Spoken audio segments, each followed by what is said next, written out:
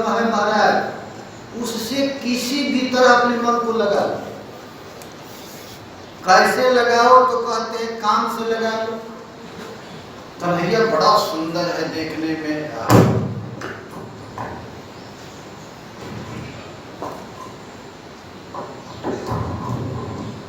तो काम भाव से लगा लो, द्वेष से लगा लो, भय से लगा लो, स्नेह से लगा लो, भक्ति से कैसे भी अपने मन को भगवान में लगा।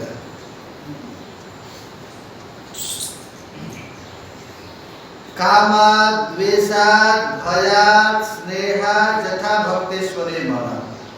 देखो भाई, मन को भगवान में लगाना है, किस माध्यम से लगाते हैं ये विशेषता नहीं है। मन हमारा किसका चिंतन कर रहा है।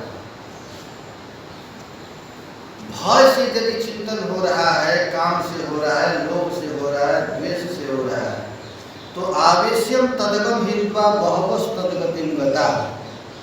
नारद जी कहते हैं केवल अपने चित्त को श्री कृष्ण में लगाना है और किसी भाव से लगा देना है, और लगा लेने से बड़े लोग महाराज भगवान को प्राप्त हो गए। देखो ये गोपियां हैं, एक कृष्ण से प्रेम क्यों करती थी? बड़ा सुंदर था कृष्ण देखने में। तो गोपियां महाराज श्री कृष्ण के रूप लावण्य से मोहित होकर काम भाव से प्रेम करती थी। गोप्यः कामात् भयात् कंसः, कंस भगवान को प्राप्त हो गए। क्यों? भय से कृष्ण का चिंतन कर रहे।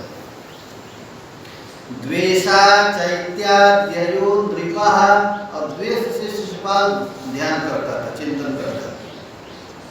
संबंधात् विस्मयः, ये विष्णु वंशी सोचते थे हमारा भाई है, हमारा संबंधी है, इस भाव से।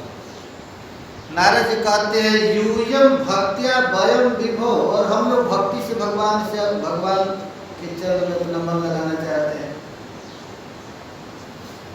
कतम किसी भी तरह अपने मन को भगवान में लगा, काम से, लोभ से, द्वेष से, भय से, कैसे भी लगा। तब कहते हैं कि महाराज ये बेन था, इसको भगवत गति क्यों नहीं हुई? ये भी तो बड़ा दुष्ट आदमी था।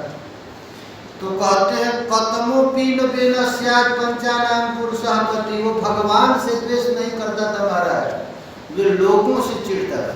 तो जिसका चिंतन करेगा वो मर जाएगा। तस्मात् केनापुपायेन मनः कृष्ण निवेशय, किसी भी तरह अपने मन को श्री कृष्ण के चरण कमल में लगा लो महाराज, फिर तुम्हारे तो कृष्ण मौसेरे भाई हैं। शिशुपाल और दंतवक्त दोनों ही भगवान विष्णु के मुख्य पार्षद हैं।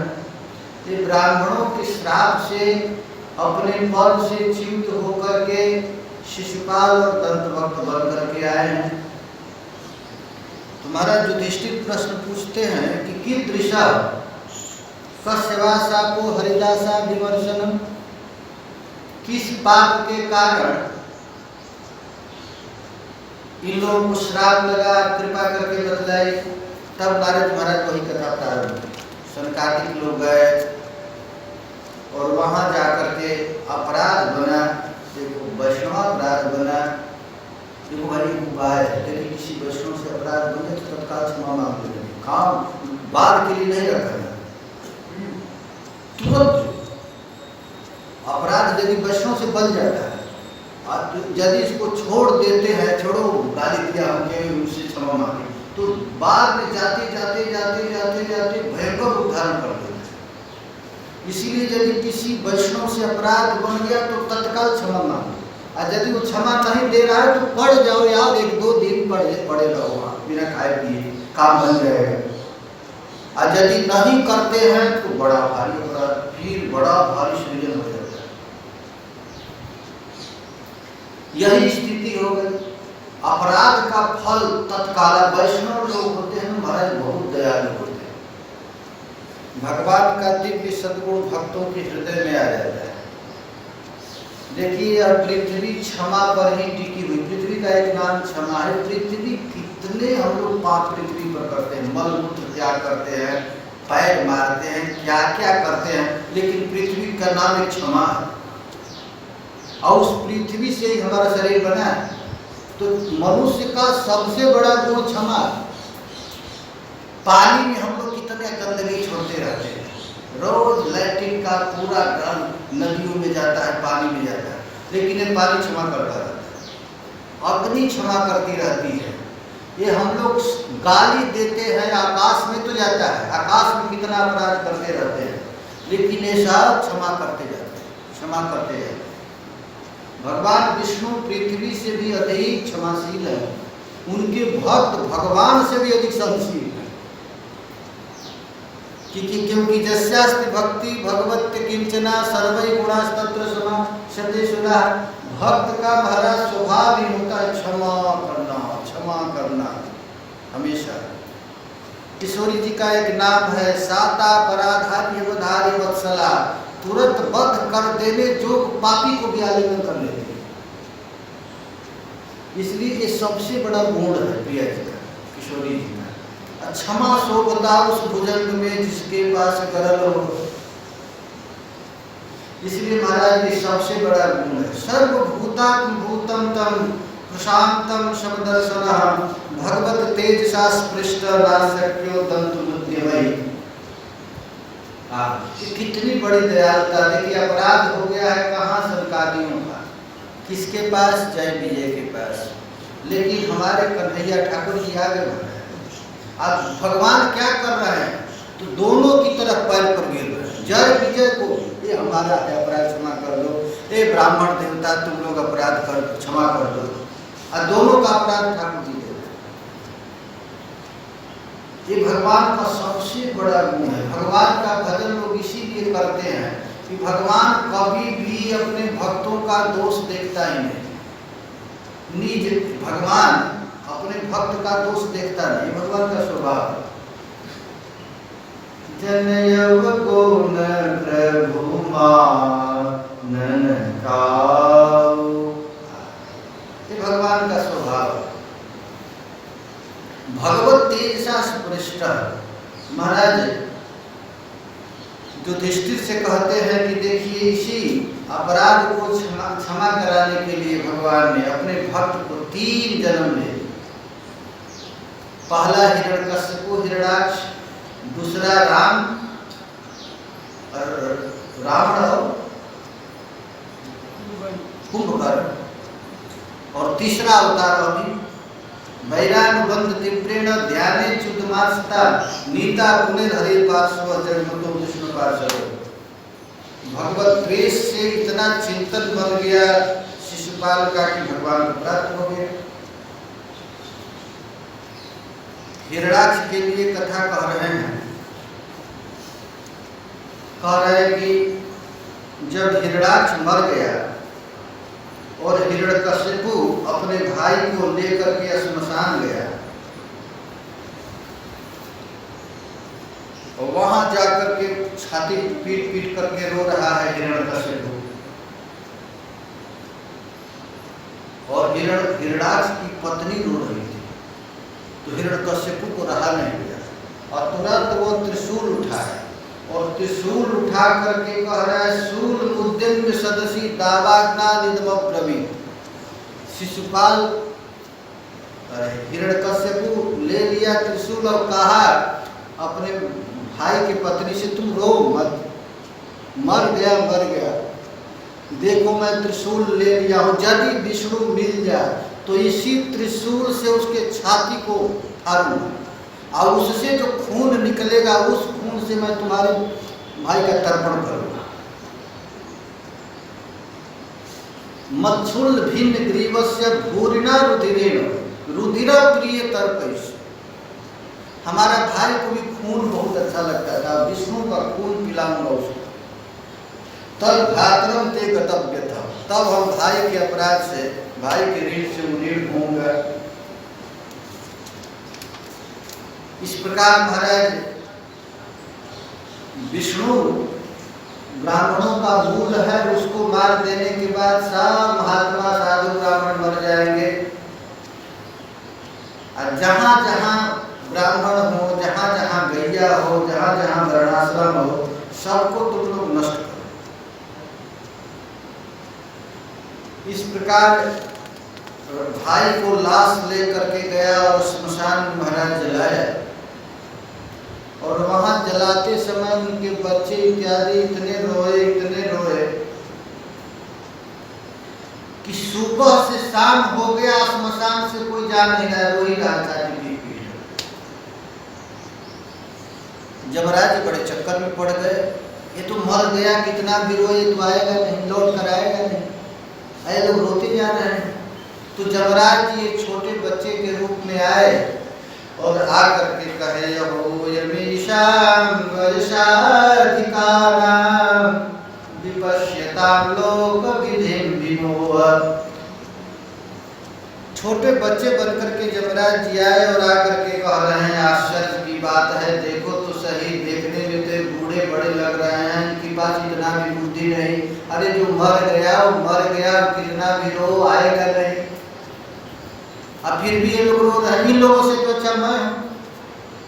वो लड़का कह रहा है, हमको पता है कि जो मर जाता है फिर लौट कर नहीं आता, कितना भी कुछ रोया जाए।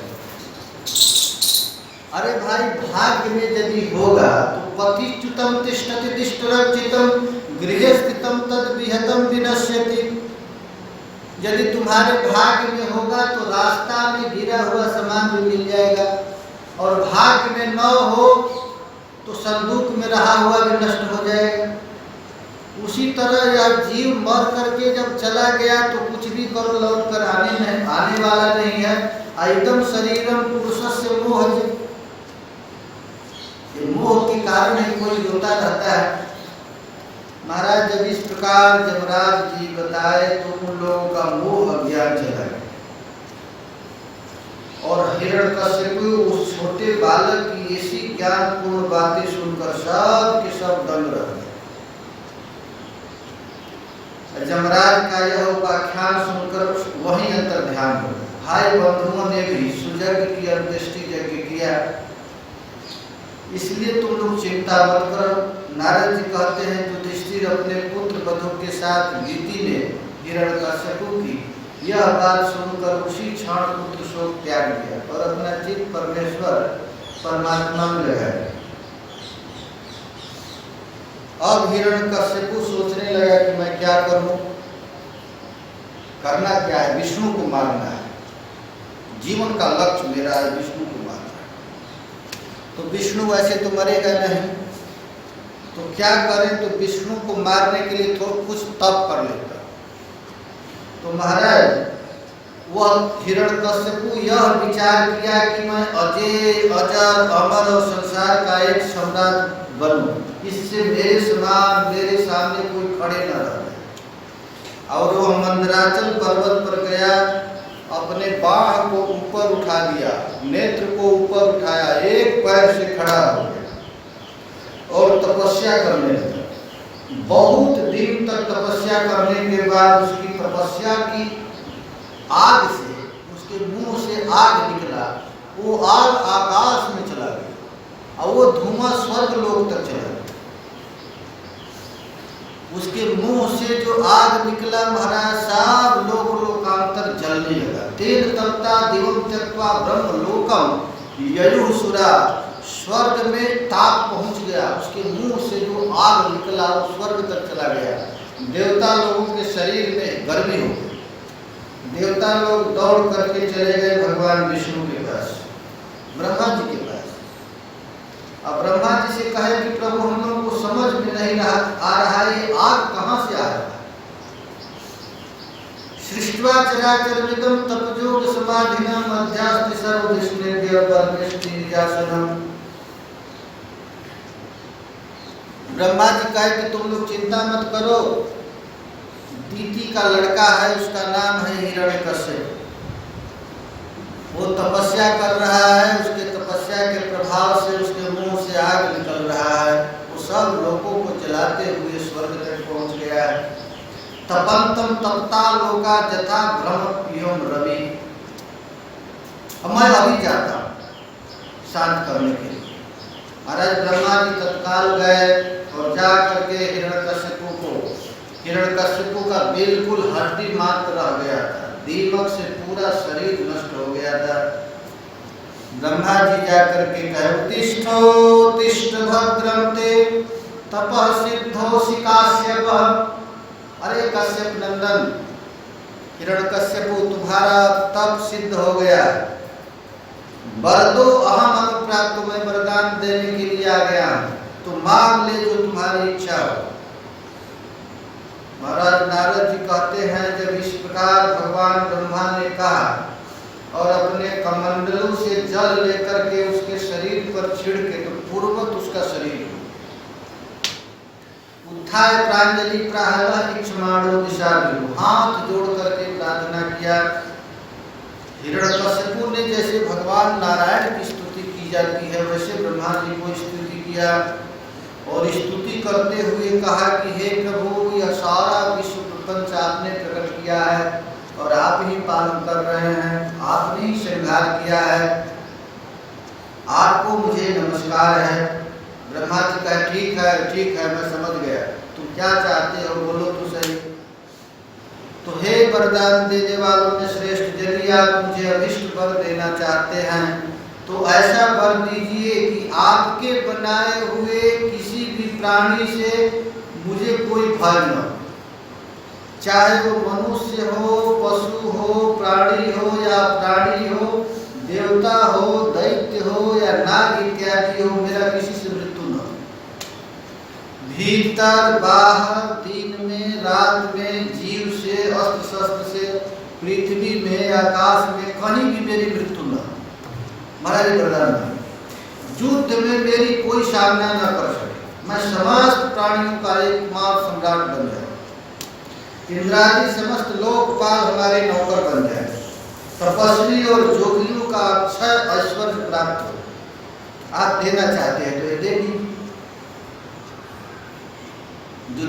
नारद जी कहते हैं युधिष्ठिर, हिरण्यकशिपु ने ब्रह्मा से इस प्रकार अत्यंत दुर्लभ वर मांगा।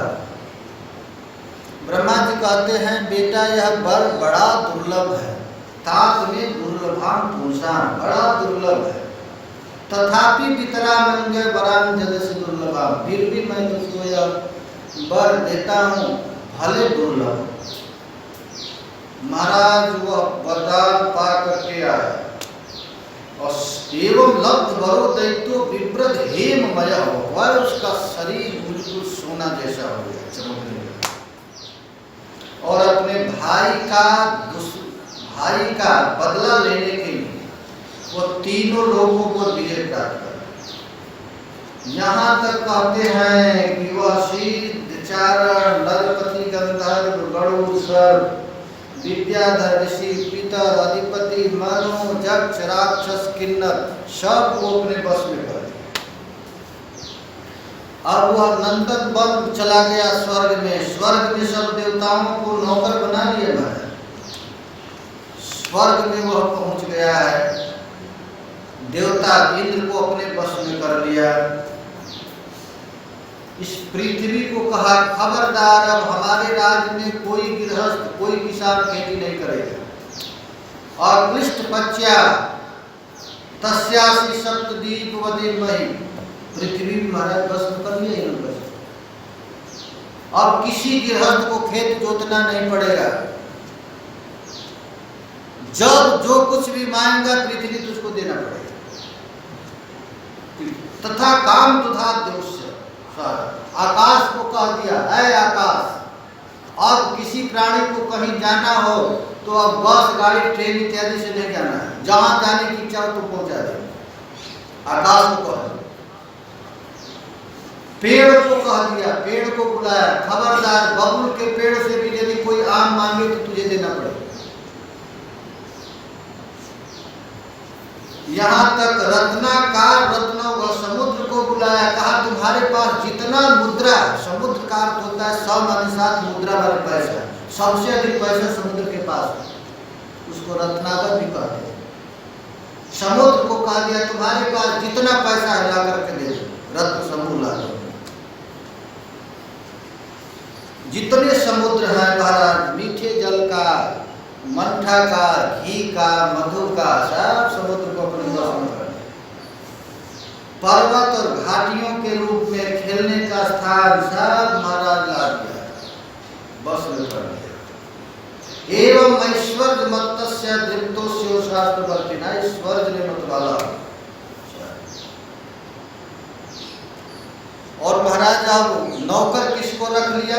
इंद्र को बुलाया, वरुण को बुलाया, कुबेर को बुलाया, तुम पानी भर, तुम झाड़ू लगा, तुम ये करो, सब देवी देवताओं को लगा दिया काम करने।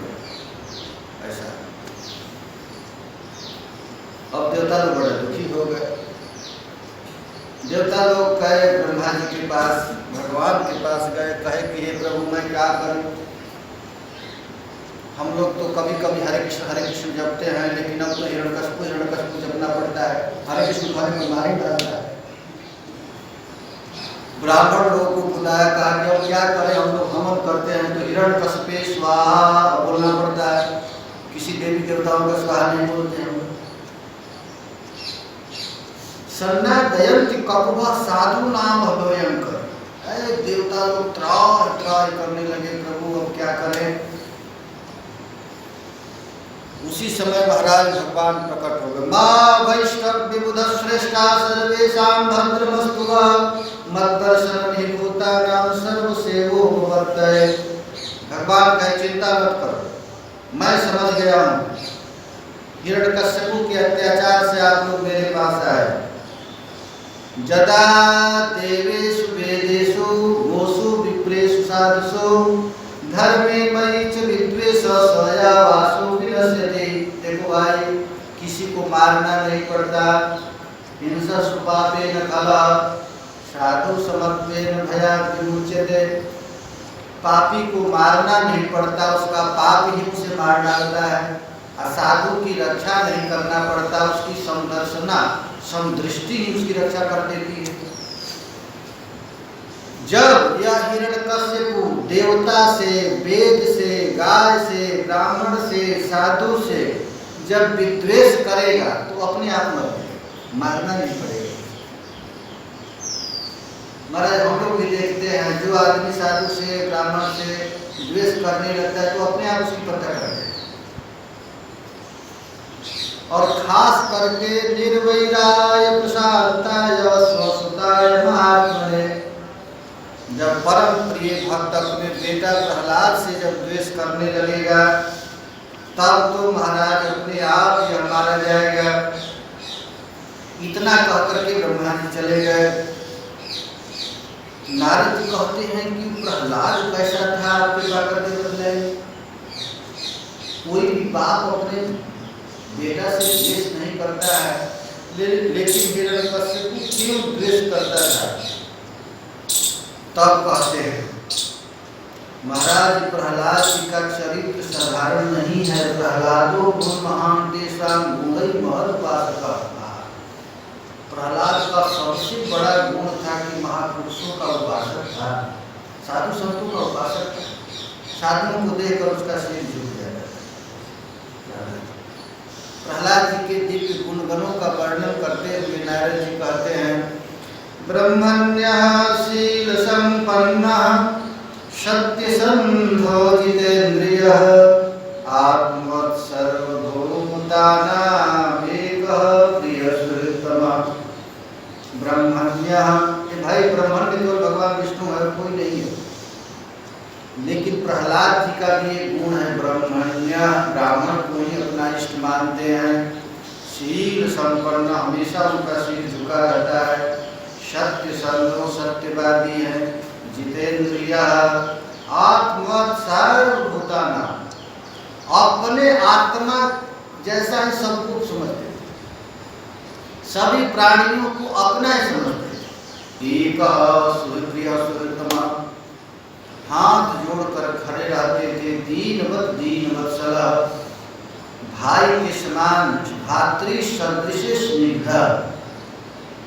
महाराज साधुओं को ब्राह्मण भाई जैसा, संबंधी जैसा रखते थे। गुरु में ईश्वर भावना थी। उनका चित्त कभी उद्विग्न नहीं होता था। इनके गुणों का कहाँ तक वर्णन करो। नाते ध्रुनाथ धीयन्ते तथा भक्ति में ईश्वर। बड़े बड़े जोगी जति भी प्रहलाद जी के दिव्य गुणगणों का याद करते हैं।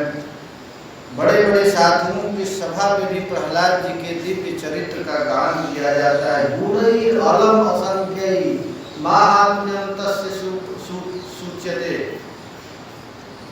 इनकी गुणों की महिमा कहाँ तक कहें, असंख्य है। सबसे बड़ा गुण था वासुदेवे भगवती जस्य नैसर्गिकी रति। श्री कृष्ण के चरण कमल में उनकी स्वाभाविक रति थी। नस्त क्रीडन को बालो, साधारण बालकों जैसा खेलते नहीं। खेलते खेलते महाराज उनका चित्त ऐसा कृष्ण में आवेश हो जाता था। कृष्ण ग्रह ग्रहितात्मा नवेद जगदीदृशम। कृष्ण रूपी काला सर्प को पकड़ रखा था, वो कृष्ण को छोड़ नहीं पाते थे। आसीनः पर्यटन यस्मन् शयानं प्रपिबन् ब्रुवन्। बैठे समय, चलते समय, खाते समय, सोते समय, पानी पीते समय, ब्रुवन बोलते समय ऐसा लगता था गोविंद परिरम। श्री कृष्ण हमें आलिंगन किए हैं। क्वचित जुतति वैकुंठः, कभी जोर जोर से हा जीवन स्वरूप कैसे कहने लगते थे। कभी हंसते, कभी आह्लाद होते, कभी गाते, कभी नाचते। क्वचित उत्कंठो विलज्जो नृत्यति क्वचित, कभी नाच नाच करके रिझाने लगते। क्वचित तद्भावना युक्तो, तन्मय हो जाते थे श्री कृष्ण का चिंतन करते करते। कभी कभी उनका शरीर पुलकावली से युक्त हो जाता, गला अवरुद्ध हो जाता, आँख से झरझर झरझर आंसू गिरने लगते। ऐसा लगते कि जड़। महाराज प्रेम का लक्षण प्रहलाद जी में प्रकट हो गया। श्री कृष्ण के चरण कमल की यह भक्ति अकिंचन भगवत प्रेमी महात्माओं के संग से ही प्राप्त होता है। यदि ये महापुरुषों का दिव्य गुण प्रहलाद जी के हृदय में प्रकट हो गया तो यहाँ पर नारद जी कहते खबरदार, ऐसे नहीं मिलता है। ये प्रेम मिलता है केवल संतों की कृपा से मिलता है। भगवान श्री कृष्ण के चरण कमल की यह भक्ति केवल अकिंचन प्रेमी महात्माओं के संग से ही प्राप्त होता है। इसके द्वारा वे स्वयं तो परमानंद में मग्न रहते ही, अजीब विचारों का मन कुसंग के कारण अत्यंत दीन हो रहा था, उन्हें भी बार बार शांति प्रदान करते। प्रेमी महात्माओं का संग प्राप्त करके महाराज दीन दुख में पड़े हुए विषय प्राणी को भी आनंद आ जाता है। तस्मिन् महाभागवते महाभागे महात्मनि हिरण्यकशिपु राजन् अकरोत् अधमात्मजे। ऐसे दिव्य महापुरुष की चरण कमल में भी महाराज हिरण्यकशिपु ने अपराध किया। युधिष्ठिर कहते हैं, हे प्रभु आपका व्रतखंड है, अब हम आपसे यह जानना चाहते हैं, हिरण्यकशिपु ने पिता होकर ऐसे सुदृढ़ जिसका अंतरात्मा श्री कृष्ण भक्ति से परिपूर्ण है, उनसे क्यों द्वेष किया, आप कृपा करके बतलाइए। नारद जी कहते हैं, युधिष्ठिर दैत्यों ने भगवान शुक्राचार्य जी को अपना गुरु बना रखा था। हिरण्यकशिपु हमेशा कहता था प्रहलाद से कि तू बेटा हमारा भजन कर, लेकिन उसका बात नहीं मानता। तो संडामर के 2 बेटे थे, अरे शुक्राचार्य जी के 2 बेटे थे संडामर। महाराज उनके पास ले गया और कहा कि हमारे लड़कों को अच्छा से राजनीति शास्त्र पढ़ा देना और यह पढ़ा देना कि हिरण्यकशिपु ही तीनों लोगों का मालिक है, उसी का पूजा करना, वही सबसे बड़ा भगवान है, इसका पाठ पढ़ा दो। महाराज स्कूल में सिलेबस जो होता है वो नेता लोग ही तो बनाते हैं क्या क्या पढ़ाना है, तो वो बना दिया था केवल पुस्तक वही पढ़ाया जाए जिसमें लिखा हो हिरण्यकशिपु भगवान है।